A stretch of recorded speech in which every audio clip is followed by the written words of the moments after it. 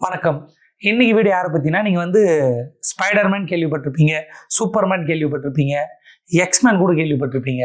Double எக்ஸ்மேன் கேள்விப்பட்டிருக்கீங்களா? Double எக்ஸ்மேன்னா பொண்டாட்டி இருக்கும்போதே வேற ஒரு நடிகை கூட பண்ணி வீட்டில் யாரையும் பார்த்துக்காம கட்சி ஆரம்பித்து நான் பெரிய ஆக போகிறேன்னு நினச்சி கொஞ்சம் கூட தைரியமே இல்லாமல் பயந்து போய் வாங்குற ஒரு மனுஷன் தான் டபுள் எக்ஸ்மேன். நம்ம வந்து டபுள் எக்ஸ்மேனை பற்றி இப்போ பேச போகிறது இல்லை. நம்ம பேச போகிறது யாருன்னா அக்குள்மேன். சூப்பர்மேன் ஸ்பைடர்மேன் வரிசையில் அக்குள்மேன், தமிழகத்தின் அக்குள்மேன். அக்குள்மேன் யார்? அந்த அக்குள்மேன் இவர் தான். அக்குள்மேன்ற வார்த்தைக்கு அர்த்தம் புரிகிறதா? அக்குள்மேன் ரொம்ப தைரியசாலி. என்னங்க இப்படி பேசுறீங்க? ஒரு நடிகர், ஒரு கட்சி தலைவர் இப்படியா பேசுறது? ஒரு நாகரிகம் வேணா? அது என்கிட்ட கேட்கறதுக்கு முன்னாடி இவர்கிட்டையும் இவங்க கட்சிக்காரங்கிட்டையும் கேட்கணும். இவங்க கட்சியில் முக்கியமான பொறுப்பில் இருக்கிறாருல ஆதவ் அர்ஜுனா. ஆதவ் என்னடா பேர் இது? ஆதவ் அர்ஜுனா. அவர் வந்து மாமனார் காசில் வாயை வளர்த்தவர்னு சொல்கிறாங்க. அவர் வாயை மட்டும் ஆகல, கட்சியும் வளர்த்தாருன்னு சொல்லுவாங்க. அவர் நாகரிகமாக பேசுகிறாரு, முதல்வரை தப்பாக பேசுகிறாரு, தலைவர் திருமாவை தப்பாக பேசுகிறாரு, நடிகர் சூப்பர் ஸ்டார் ரஜினிகாந்தை கேவலமாக பேசி அப்புறம் காலில் வந்து நக்கி கும்பிடு போட்டு கேவலமாக ஆகிடாரு. அப்படியேப்பட்ட கேவலமான ஆளெல்லாம் கட்சியில் வச்சுருந்தா நாங்கள் எப்படி பேசுறது? இன்னும் உங்ககிட்ட மட்டும் தான் மைக் இருக்குதா? நீங்கள் தான் கட்சி வச்சுக்கிறீங்களா? நாங்கள் கேமரா வச்சு இல்லையா, மைக் வச்சு இல்லையா? நாங்கள் பேச மாட்டோமா? என்ன தலைவா, கட்சி ஒழுங்காக நடத்தணும். நீ அந்த மாதிரி ஆளெல்லாம் கட்சியில் வச்சுட்டு பேச விட்டா நாங்கள் இப்படி தான் பேசுவோம். அக்குள்மேனுங்க இவர் வந்து சொல்ற. ஆதவ அர்ஜுனா சொல்றாரு, அவருக்கு தைரியம் இருக்கா, இவருக்கு தைரியம் இருக்கா? இவருக்கு தைரியம் கொட்டுது, காது மூக்கு இது எல்லாத்துலேயும் பொத்துக்குன்னு வருது. கேவலம் அக்கில் கை விட்ட ஒரு மனுஷன்லாம் கட்சி ஆரம்பிச்சு இன்னைக்கு வந்து நாங்கள் தைரியசாலி, அவங்களாம் பயந்தாங்கோலி. என்ன இது கருமம்? பேசணும், நாகரிகமாக பேசணும். விஜய் ரசிகர்கள், டிவிக்கு தொண்டர்கள் என்கிட்ட கோச்சிக்கூடாது. உங்கள் ஆள் ஒழுங்காக பேசினா நாங்கள் ஒழுங்காக பேசுவோம். முதல்வருக்கு பயமா, தலைவர் திருமாவுக்கு பயமா, நடிகர் சூப்பர் ஸ்டாருக்கு பயமா? இப்போ இதுக்கு பேர் என்ன? அக்குள் சக்தியை இந்த கையை வந்து இப்படி விட்டுன்னு பிஸ்கன்னு எதாவது விடுவாரா? அக்கில் இருந்து ஸ்பைடர்மேன் இப்படி விடுற மாதிரி இவர் அக்கில் விடுவாரா? சிக்கா அப்படின்னு வரா? என்ன இதெல்லாம்? அக்குள்மேன் வந்து இன்றைக்கி வந்து ஒரு நிகழ்ச்சிக்கு போயிருக்காரு. என்ன நிகழ்ச்சிக்குன்னா, இந்த இஃப்தார் நோம்பு திறக்கிற நிகழ்ச்சிக்கு போய் நோம்பை திறந்து அந்த மக்களோட கலந்துங்கன்னு ஒரு நல்ல விஷயம் பண்ணியிருக்காரு. அங்கே போனவுடனே முக்கியமாக திருப்பரங்குன்ற இஷ்யூவை பற்றி பேசி கீழ்ச்சி பொழுதுட்டு வந்துருக்கிறாரு. இதெல்லாம் ஒரு கட்சி, இவரெல்லாம் ஒரு தலைவர். அங்கே போய் என்ன பேச? ஒன்றும் பேசலை. இதில் கொடுமை என்னென்னா, அந்த மக்களோட போய் உட்காந்துக்கிறாரு. உட்காந்தவர் சாமி கும்பிட்டுக்கிறாங்க, அவங்க பூஜை பண்ணுகிறாங்க, நோம்பு திறக்கிறதுக்காக ரெடியாக இருக்கிறாங்க. அதுக்கு பக்கத்தில் வீடியோ பாருங்க, பக்கத்தில் செக்யூரிட்டி. அதான் அந்த மக்கள் இருக்காங்களே, சாமி தானே கும்பிட்டுக்கிறாங்க, அப்போ என்ன செக்யூரிட்டி? இதை அந்த மக்களை அசிங்கப்படுத்துறது இல்லையா? என்ன பண்ணுற போகிறாங்க? அப்பயுமா செக்யூரிட்டி வேணும். எதுக்கு அதெல்லாம்? இதுக்கு போகாமலே இருக்கலாமே. அங்கே போய் அந்த மக்களை அசிங்கப்படுத்துறதுக்கு எதுக்கு இதெல்லாம்? அங்கே போய் திருப்பரங்குன்ற இஷ்யூ பற்றி பேசலை, அந்த மக்களை பற்றி பேசலை, அந்த மக்களுக்காக எப்பவுமே நிற்கலை. சரி, நிகழ்ச்சிக்கு தான் போனீங்கன்னா அந்த மக்களோட சந்தோஷமா ஒன்று அண்ணன் தம்பியாக பார்க்கறத விட்டு செக்யூரிட்டி பக்கத்தில் உட்கார வச்சுருக்கீங்க. என்ன பண்ணுற போகிறாங்க? இல்லை என்ன பண்ணுற போகிறாங்க? என்ன இது? எனக்கு ஒன்றும் புரியலையே. இதுதான் டிவிக்கே, இதுதான் அந்த கட்சி தலைவர் அக்குள்மேனோட சக்தி. அக்குள்மேன் தலைவா, எலெக்ஷன் வந்துருச்சு, உங்கள் ஆளு கண்ணா பின்னான்னு பேசுகிறான் மனுஷன், நாகரிகம் இல்லாமல் பேசுகிறான். அப்போ நாங்கள் எப்படி பேசுறது? நான் சாதாரண ஆள், என்கிட்ட நாகரிகம் எதிர்பார்க்குறீங்க, ஒழுங்காக பேசணுன்றீங்க. கட்சி வச்சுருக்கீங்க, கட்சியில் முக்கியமான பொறுப்பில் இருக்கிறாப்புல ஆதவ், என்ன கருமா ஆதவ் அர்ஜுனா, என்ன வாயை பார்த்துக்கிறியா? என்ன வாய் அது? அந்த வாயை அடக்க சொல்லுங்கள். பொறுப்பில் இருக்கிற அவர் பொறுப்பாக பேச மாட்டேன், நான் மட்டும் பொறுப்பாக பேசணும் முடியாது. அக்குள்மேன்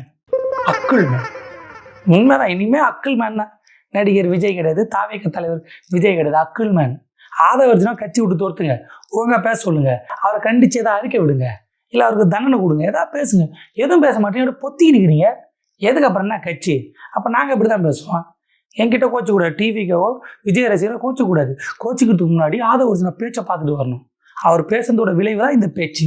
புரிகிறதா? அக்குள்மேன் தான். என்ன எங்கே பார்த்தாலும் இவனு அவருக்கு தைரியம் தான், இவரு இன்னும் தைரியத்திலே போகணும், தைரியத்திலே வாழ்ந்தவர்.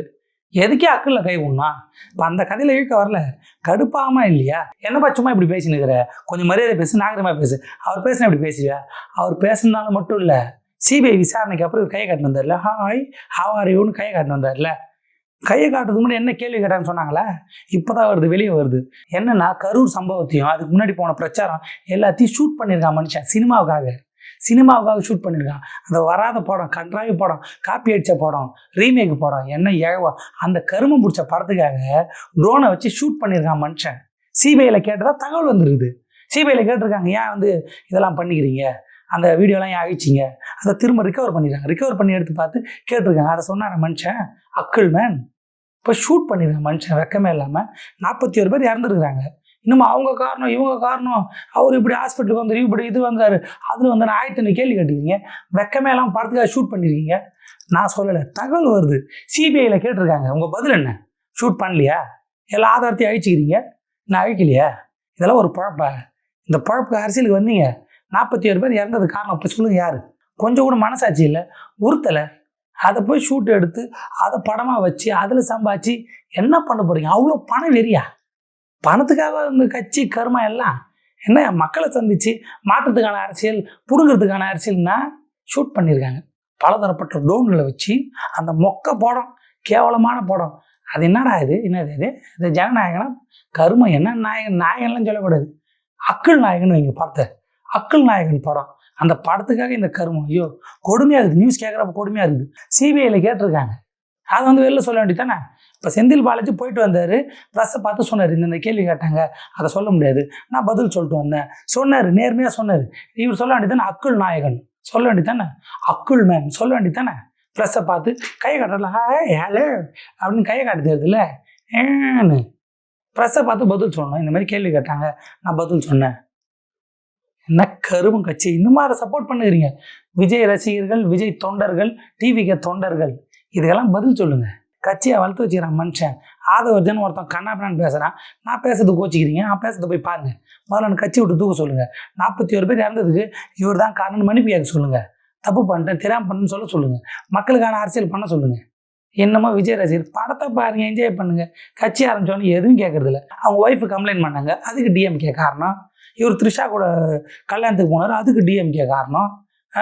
41 பேர் இறந்தாங்க, அதை படத்துக்கு ஷூட் பண்ணாங்க, அதுக்கு டிஎம்கே காரணமா? கண்மூடித்தனமாக சப்போர்ட் பண்ணுறதை விட்டுட்டு கொஞ்சம் யோசிங்க.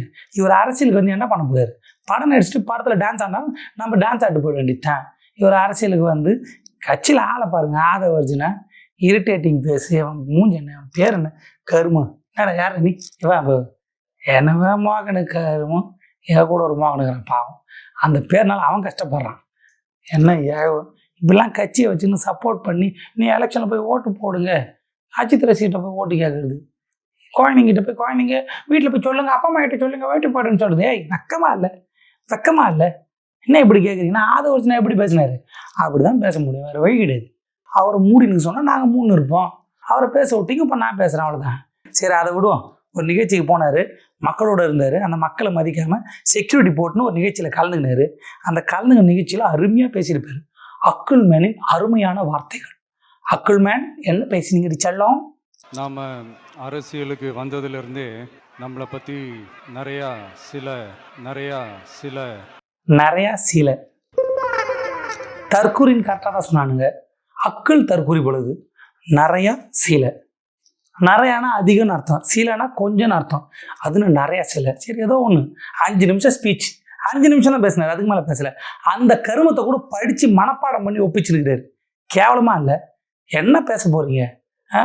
நிறையா சீலை பேசுனது தப்பு, ஏதோ பதட்டத்தில் இல்லை அந்த கூட்டத்தில் ஏதோ பேச வந்து தவறி பேசுறது இயல்பு தான். நிறையா சீலைன்னு சொல்கிறது இயல்பு. ஆனால் ஒரு தடவை சொல்லலாம். 5 நிமிஷம் ஸ்பீச்சு, அந்த கருமத்தை மனப்பாடம் பண்ணி இதில் மக்கள் கத்துறாங்க.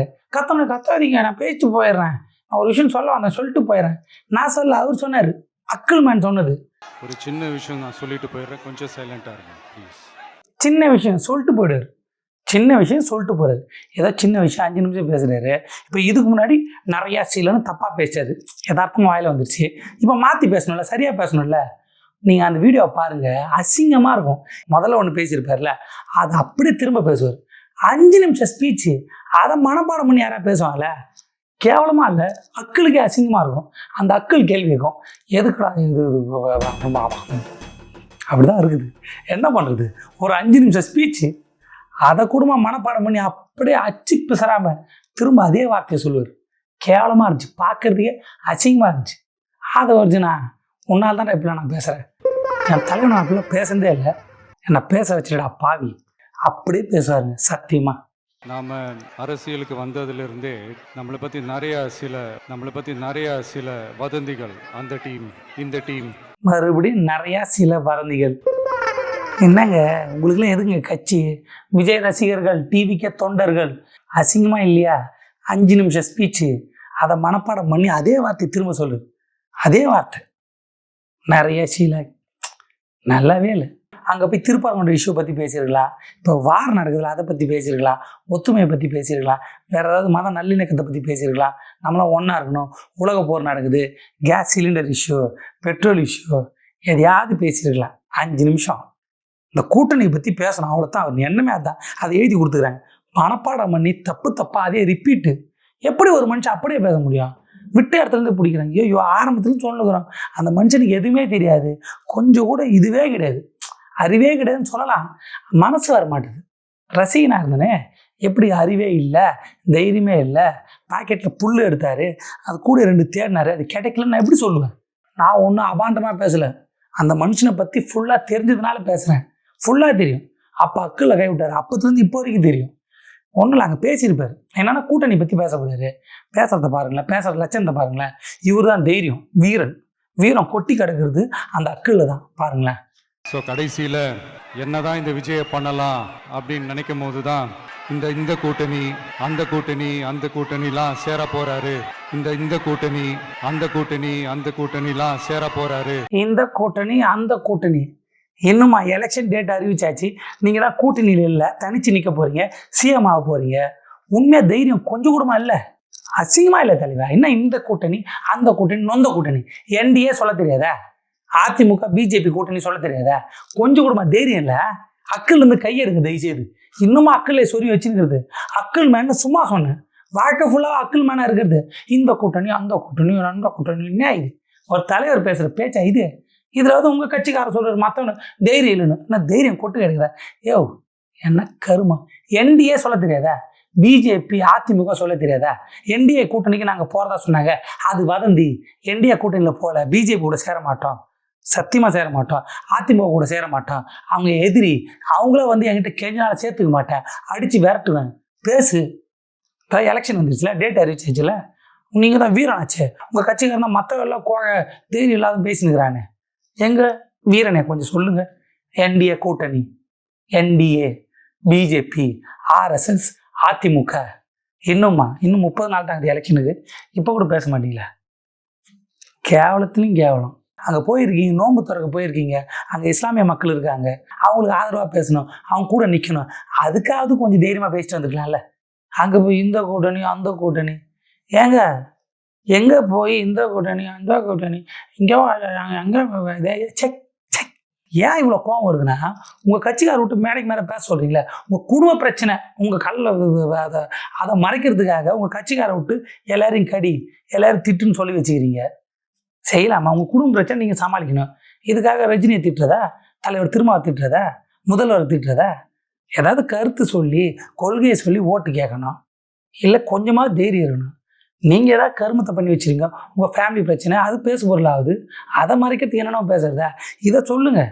என்டிஏ கூட்டணி சொல்லலை, திருப்பரங்குன்ற இஷ்யூ பேசலை, என்னது சிலிண்டர் இஷ்யூ பேசலை, அது ஒரு பெட்ரோல் இஷ்யூ பேசலை, உலக போரை பற்றி பேசலை. என்ன கர்மம்? என்ன வந்து என்டிஏ கூட்டணி கூட்டாங்க, இல்லை கூப்பிடல, அவங்கள சேர்த்துக்க முடியாது, அவங்கள விரட்டி அடிக்கிறது தான் என் வேலை. நான் தான் முதன்மை சக்தி, இங்கே இருக்கிற மதவாத சக்திகளை சாதி வெறி பிடிச்சோன்னு ஓட வரதான் என் வேலை. அப்படி பேசுங்க. இந்த கூட்டணி அந்த கூட்டணி இல்லை காலையில் டாட்டா வேலைங்க. இதில் வேறு அவர் பேரில் வதந்தியை பரப்புகிறாங்களாம். வதந்தி யார் பரப்புறது தெரியுமா? நீ தெரிஞ்சுக்க தலைவா, அக்கிள் மேன். உன் பின்னாடி ஒரு பக்கிள் மேன் இருந்தான், அவன் தான் பரப்புறான். அவர் சொல்கிறார் பாருங்களேன். அதனால் யார் என்ன அவதூறு பரப்புனாலும் தயவு செஞ்சு அதை நம்பாதீங்க. அதனால் யார் என்ன அவதூறு பரப்புனாலும் தயவு செஞ்சு அதை நம்பாதீங்க. யார் என்ன அவதூறா? யார் பரப்புனா தெரியுமா?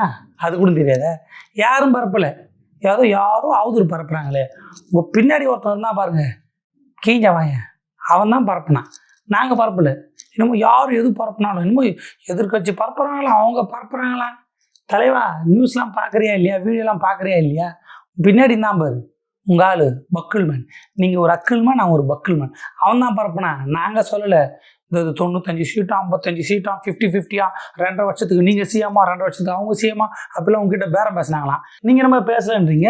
உங்கள் கட்சிக்காரன் உங்கள் கட்சியில் முக்கியமான பொறுப்பில் இருக்கிறான், உங்கள் பின்னாடியே நிற்கிறான், அவன் தான் பேசி வச்சுருக்கான். பார்க்கல, பாருங்களேன் கொஞ்சம். நம்ம அண்ணனுக்கு பல்வேறு சொல்றாங்களே ஆஃபர்லாம் கொடுத்தாங்க.